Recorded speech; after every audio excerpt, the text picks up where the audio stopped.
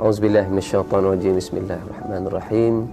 Alhamdulillahirabbil alamin wa bihi nasta'in ala umurid dunya waddin. Wassalatu wassalamu ala asyrafil mursalin wa ala alihi wa sahbihi ajmain, amma ba'd. Assalamualaikum warahmatullahi taala wabarakatuh. Alhamdulillah, summa alhamdulillah. Segala puji bagi Allah Subhanahu wa taala di atas segala pemberian dan kurniaan-Nya. Moga-moga tuan-tuan, segala kurniaan Allah kita gunakan dalam kita meningkatkan ketakwaan kita kepada Allah Subhanahu wa taala. Tuan-tuan, puan-puan, sedang penonton, hadirin hadirat yang dirahmati Allah Subhanahu wa taala. Sedikit perkongsian untuk kali ini saya mulakan dengan sebuah hadis Nabi sallallahu alaihi wasallam yang berbunyi, "Bakirul ghadwa fi talabil rizq, fa innal ghadwata fihi barakatun wa najahun," atau kama qala Nabi sallallahu alaihi wasallam. Sebuah hadis di mana Nabi sallallahu alaihi wasallam bersabda yang bermaksud, berpagi-pagianlah kamu dalam mencari rezeki. Kenapa? Kerana fa inna fil ghadwah, kata Nabi, sesungguhnya pada waktu pagi itu fihi barakatun wa najahun. Kerana pada waktu pagi itu padanya terdapat keberkatan dan juga kejayaan.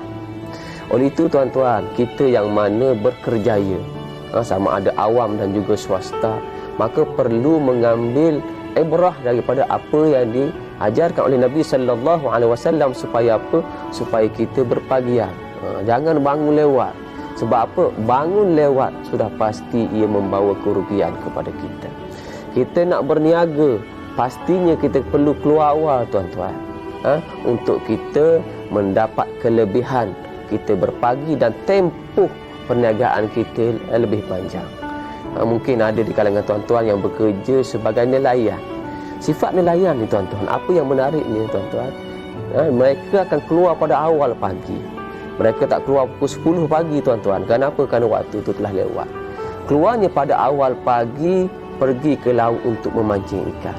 Malah dari segi sains tuan-tuan, ikan apabila di awal pagi, dari segi sainsnya dia lebih aktif dan mudah untuk memakan umpan kail yang dikail oleh seseorang. Maknanya mudah nak dapat rezeki. Sebab itulah Allah suruh kita supaya kita berpagi-pagian menerusi hadis Nabi sallallahu alaihi wasallam yang telah saya sebutkan tadi.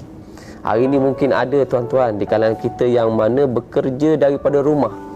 Kita sebut sebagai BDR, bekerja daripada rumah. Maka ini tidak menjadi alasan untuk kita berpagi-pagian. Bangun pada awal pagi. Mungkin kita ada anak untuk perlu kita uruskan. Nah, maka awallah pagi. Kenapa? Kerana Nabi kata di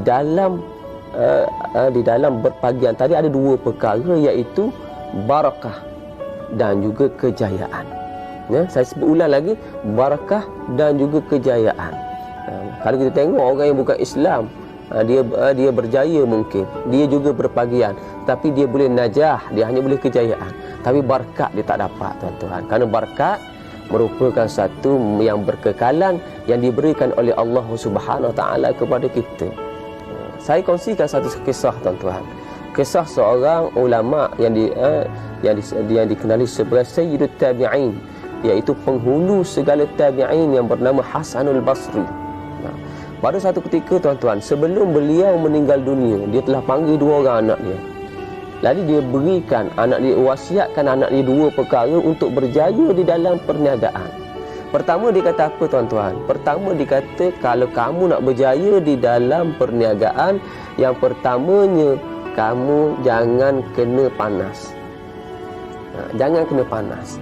Dan yang kedua, kata Hasan al-Basri kepada anak dia tuan-tuan, dia kata, jangan kutip hutang. Jadi takdir Allah Subhanahu wa taala setelah dia meninggal dunia tuan-tuan. Jadi anak dia ini berbeza dari sudut kejayaan tadi. Si abang berjaya, si adik tak berapa nak berjaya.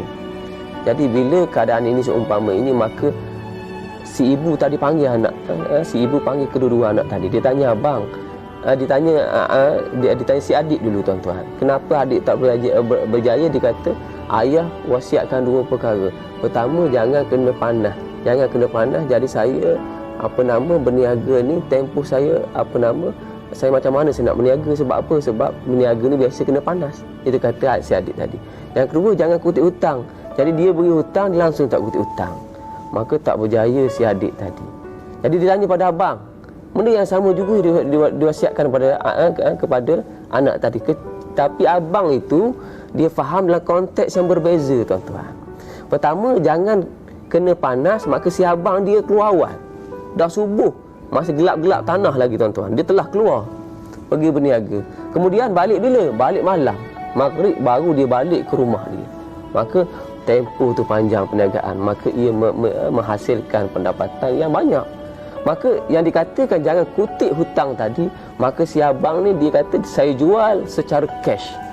Bila jual secara cash, tuan-tuan, maka di situ dia tidak ada orang yang berhutang dengan dia. Maka kita tengok, tuan-tuan, satu nasihat yang sama yang diberikan kepada anak, tetapi tafsiran yang berbeza sehingga menatijahkan kejayaan yang berbeza di kalangan anak-anak tadi. Jadi oleh itu, tuan-tuan, sedang hadirin muslimin muslimat yang dirahmati Allah Subhanahu Wa Taala, maka daripada hadis yang telah saya bacakan tadi, maka kita sebagai penjawat awam, pekerja swasta dan sebagainya, mereka yang berkerjaya, maka perlulah mengambil iktibar daripada hadis ini berpagi-pagian. Moga-moga kita beroleh sebagaimana yang disebut oleh Nabi tadi, keberkatan dan juga kejayaan. Sekadar itu dulu daripada saya untuk kali ini. Aku liqauli hadza wa astaghfirullahal azim li wa lakum. Assalamualaikum warahmatullahi taala wabarakatuh.